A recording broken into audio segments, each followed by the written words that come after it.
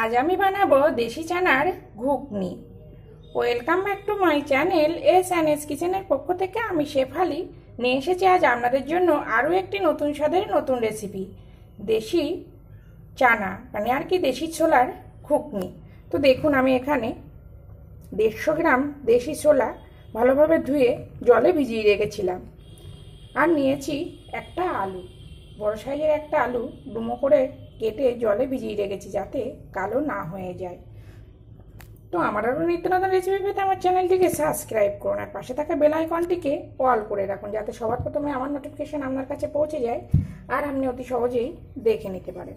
দেখুন, সবার প্রথমে আমি নেব একটা প্রেশার কুকার, দিয়ে দেব ছোলা আর দেব আলু। আলুটা আমি ভালোভাবে ধুয়ে ভালো জল দিয়ে ভিজিয়ে রেখেছিলাম।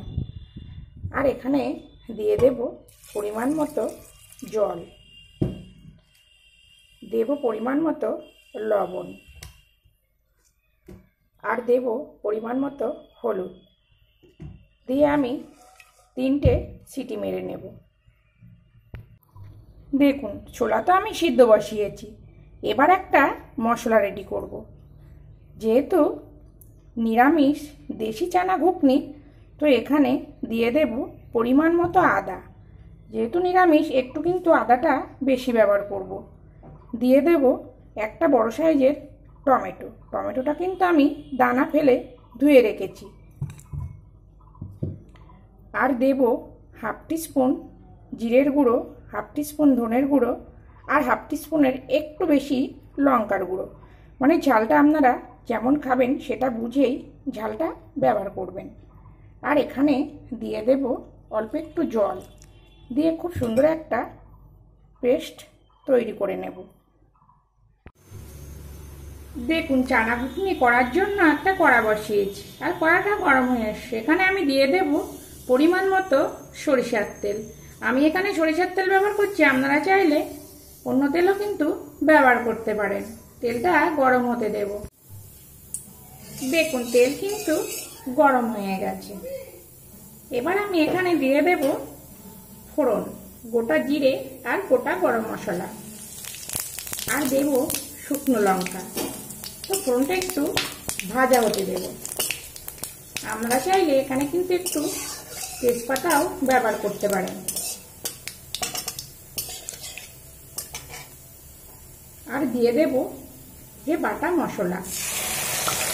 তো আমি এটা নিরামিষ করছি, আপনারা চাইলে এখানে কিন্তু পেঁয়াজ রসুনও ব্যবহার করতে পারেন।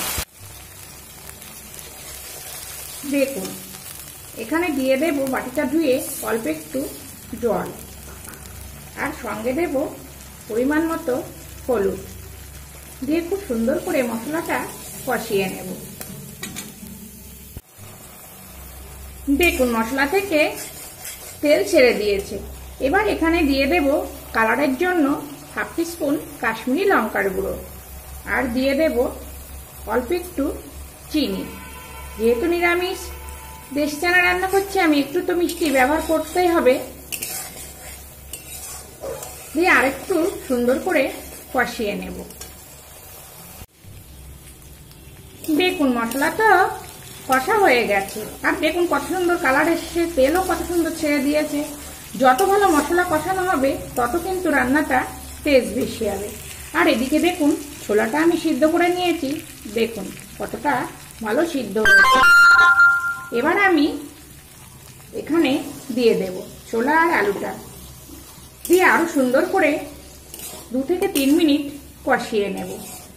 তো এই পর্যন্ত আমার নতুন বন্ধু, পুরনো বন্ধু যারা পাশে থেকে সাপোর্ট করছেন তাদেরকে অসংখ্য অসংখ্য ধন্যবাদ পাশে থেকে সাপোর্ট করার জন্য।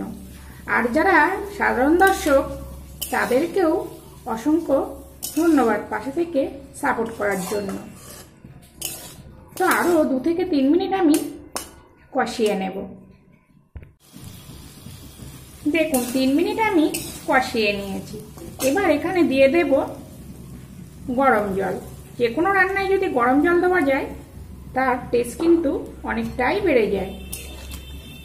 তো এখানে আমি পরিমাণ মতো জল দিয়ে দিয়েছি আর এই মুহূর্তে আমি লবণ ব্যবহার করব না।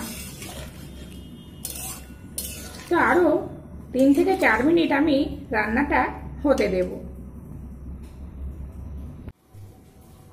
দেখুন দেশি চানার ঘুগনি আমার রেডি হয়ে গেছে। আর দেখুন কত সুন্দর কালার এসছে, খেতেও কিন্তু খুব সুন্দর হয়। তো আপনারাও এইভাবে দেশি চানার ঘুগনি বাড়িতে তৈরি করুন, আশা করছি খেতে খুবই ভালো লাগবে। আর দেখুন এই যে ছোলাগুলো কিন্তু গা ফেটে গিয়েছে, তার মানে পুরোটাই সুন্দরভাবে হয়ে গেছে। এবার আমি এখানে দিয়ে দেব অল্প একটু গরম মশলার গুঁড়ো। এবার আমি গ্যাসটা বন্ধ করে দেব আর পরিবেশন করব রুটির সঙ্গে। আপনারা চাইলে পরোটা আর নানের সঙ্গেও কিন্তু পরিবেশন করতে পারেন। তো আমি এটা একটু ঝোল ঝোল রেখেছি, কেননা এটা কিন্তু ঠান্ডা হলে অনেকটাই টেনে যাবে। আর প্লিজ আমার এই রেসিপিটি যদি আপনাদের ভালো লাগে একটা লাইক আর সঙ্গে একটা শেয়ার অবশ্যই করে দিন। তো আবার ফিরে আসবো নতুন কোনো রেসিপি নিয়ে।